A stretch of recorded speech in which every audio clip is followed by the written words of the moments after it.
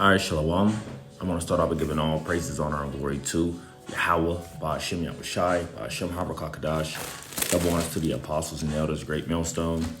Peace and salutations to the hopeful elect. And Satan sifts you by the way of a phone call. All right, so this past week at camp, we had a Jake come up, we was dealing with him for a little while. He said he was an Israelite.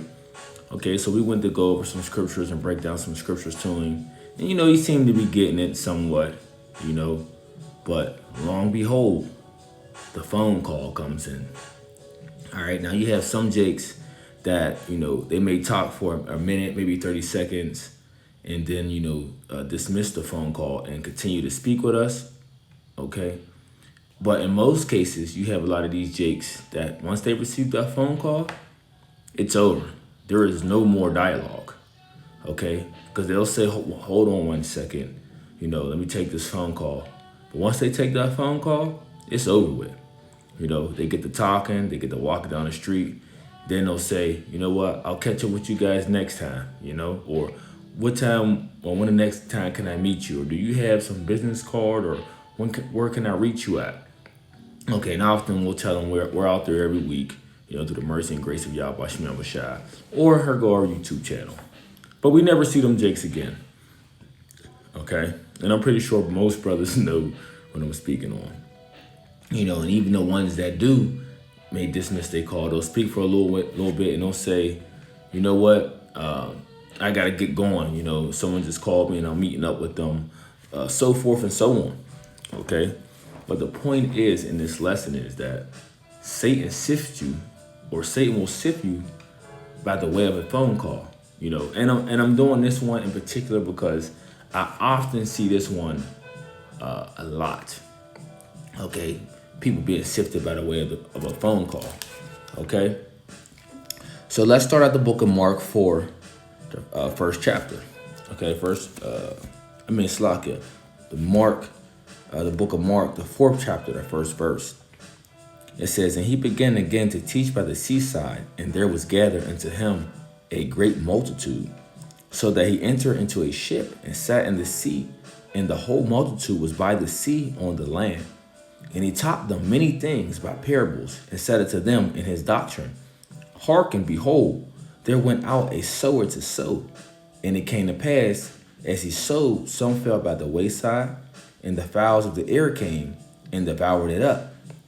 And some fell on stony ground, where it had not much earth, and immediately it sprang up, because it had no depth of earth. But when the sun was up, it was scorched, and because it had no root, it withered away. And some fell among thorns, and the thorns grew up and choked it, and it yielded no fruit. And other fell on good ground, and did yield fruit, that sprang up and increased, and brought forth much, some 30, some 60, and some 100. And he said unto them, he that have ears to hear, let them hear. Okay?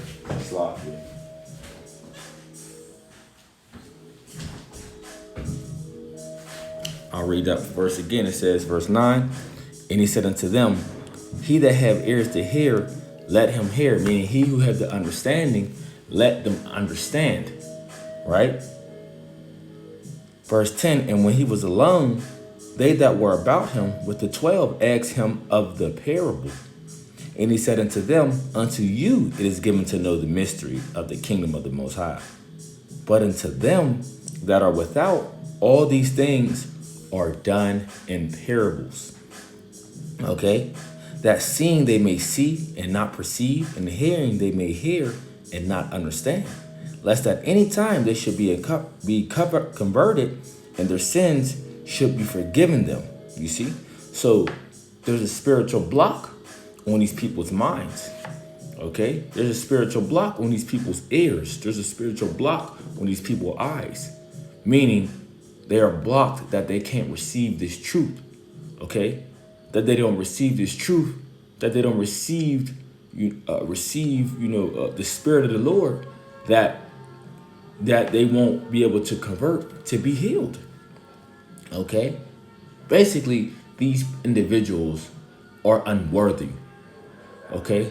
There's a reason why the Lord has this block on them, so they won't be able to be saved out of this oncoming destruction. Okay, that's why they can't see the things that we see that are plain, that are evident. Okay, that we see the destruction on hand. All right, hey, we foresee of the evil, okay, and we hide it for ourselves. You know, we hide it for ourselves. All right, these people don't. You know, so we are the only ones able to understand this truth. Okay, understand this wisdom, knowledge, and understanding. Okay. So I read it again. It says that seeing they may see and not perceive, and hearing they may hear and not understand, lest at any time they should be converted and their sins should be forgiven. And he said unto them, know ye not this parable? How then will you know all parables? So it's a parable, right? Now I was about to go into breaking this parable down of what this is actually speaking of. It says, verse 14, the sower soweth the word, and these are they by the wayside when the word is sown, but when they have heard, Satan cometh immediately and taketh away the word that was sown in their hearts. Okay, so we was giving this, we was giving this individual the word, breaking down the scriptures to him, right? Because he said, he preaches to people, he spreads a good message. Well, when I asked him, I said, well, what do you mean you preach to people? He says, I spread a good message, I spread positivity. And I replied back, well, trying to put forth that good energy and spread positivity. Hey, that's a beautiful thing, But I said, this gospel, this truth, is the true message you should be preaching. That preaches righteousness, that preaches positivity, that preaches good energy or positive energy. All right, this is the message that you should be preaching. Okay. Right, and we tried to give them, we try to put them on game with that. All right, out of all things that you may be saying, the only thing that's going to stick, right, that's really going to stick and do the healing, okay, is this word, man. All right, you got to spread this word. You got to share this gospel, this good news. But first, right, you got to come into the right true knowledge and understanding of the Holy Scripture. So you got to learn. All right, and we're trying to teach them to show him, like, look, you're saying you're doing what you say you're doing, but you got to come under the banner of the truth. You got to come under the banner of the Holy Scriptures. All right, that's the only thing that's going to work. Okay, that's the only thing that's going to stand. So it says, and these are they by the wayside where the word is sown, but when they have heard, Satan cometh immediately and taketh away the word that was sown in their hearts. Right? So then this is what happened. Satan came through with that phone call, and immediately just, hey, hold on, I got to take this call. And it was over from there, Now, we're used to that, so we can continue on to teach. We continue on to teach because this is not something that, this is not something that surprises us. We're used to seeing things like this.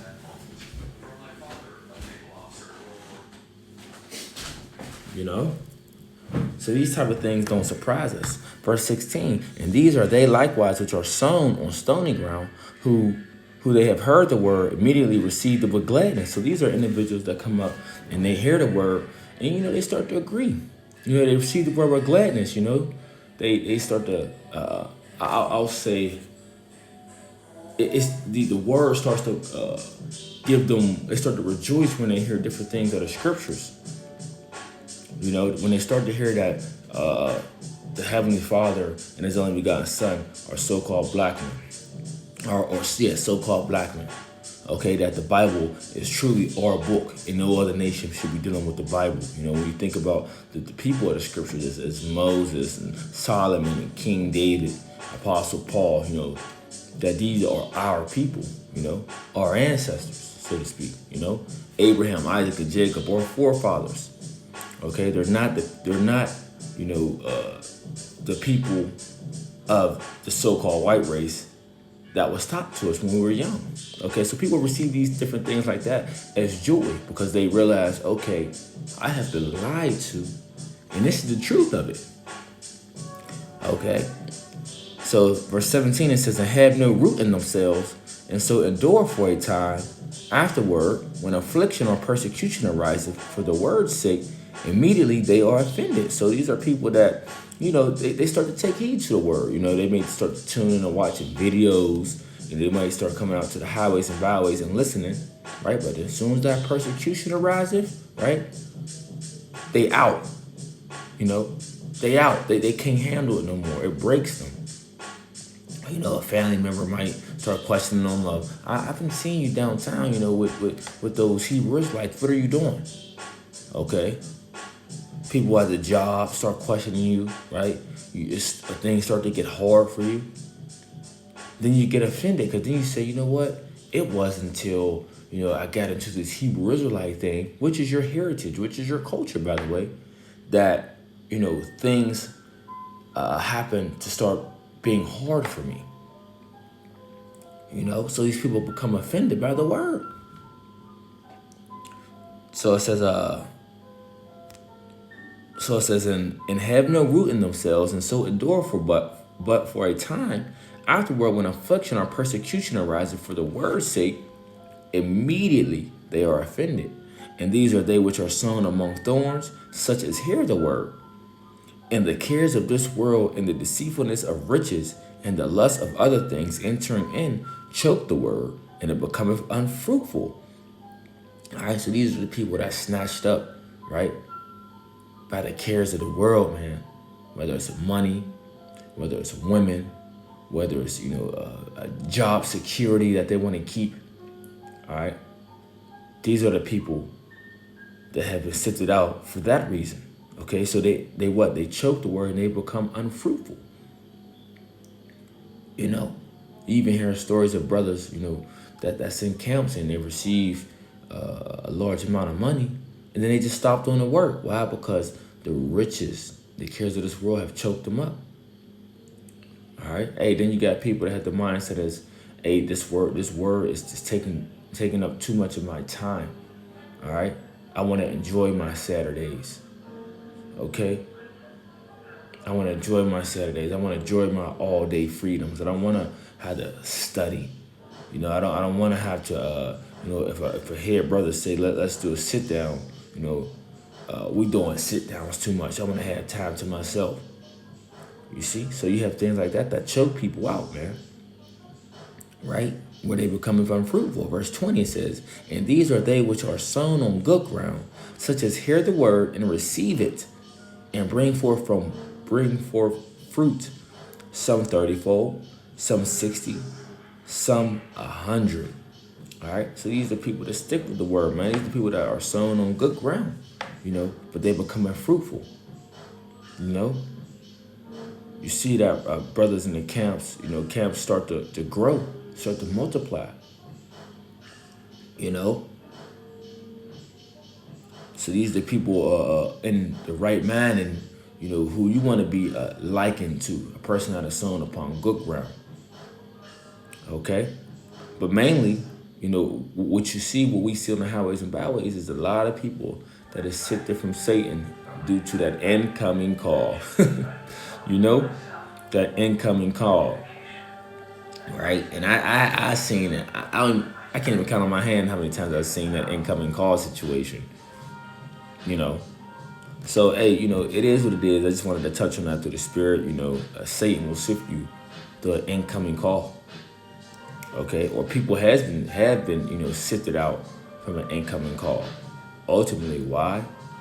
Because they weren't supposed to receive this word that their sins, Salakia, may be healed. Okay? So, I just wanted to touch on that through the spirit, Lord willing. I hope it was edified. I'm going to give all praise, honor, and glory to Yahweh Bashim Yahushai. Double honor to the apostles and elders, great millstone, and peace and salutations to the hopeful elect. Shalom.